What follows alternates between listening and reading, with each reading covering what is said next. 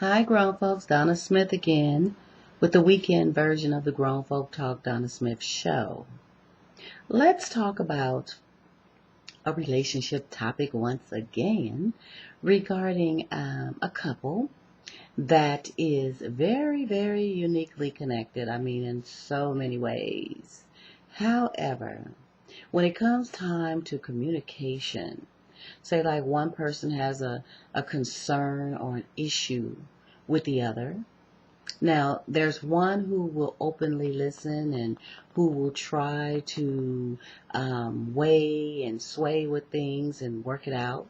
Then there's the other mate who just kind of shut down and draws a line of division when it comes to them not being totally correct or right or a situation where perhaps it was their fault or they need to change some things. They don't want to hear that.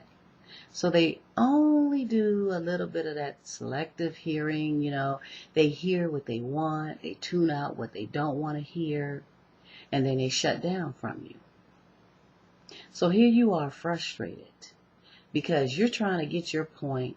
They're either over talking you and don't want to hear it, or they just shut down.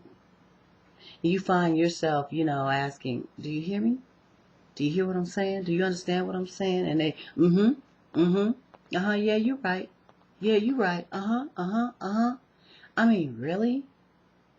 Is that really effective communication? I mean, how should it go? Should it go where one is allowed to talk and the other listen, and then the other listens and the other talk? I mean, do you switch off? Do you take turns? Because a lot of times when you hit a nerve and that person wants to just, get in the middle of what you're saying right then, they don't want to wait. They want to come out with it. And what's on their mind in that moment is what they want to say.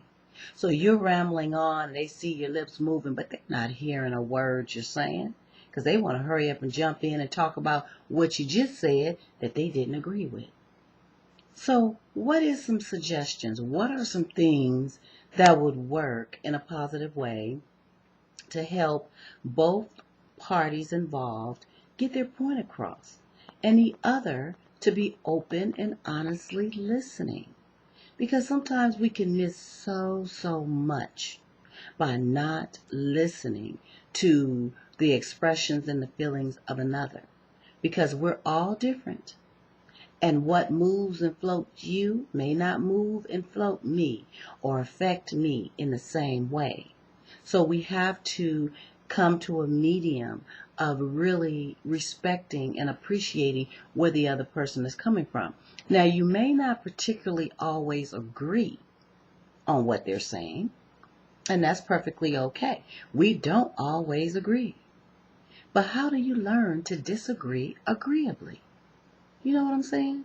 That's the most difficult thing for two people who are emotionally connected, who are very opinionated, and who feels very strong about what moves and floats them. It's very difficult for some people, and a lot of relationships and marriages end because there's a big communication issue. What's your thoughts? Think about it. What situations have you been in? What is some of the advice that you would give someone who was struggling with communication in their relationship? And would you and do you take your own advice? Think about it.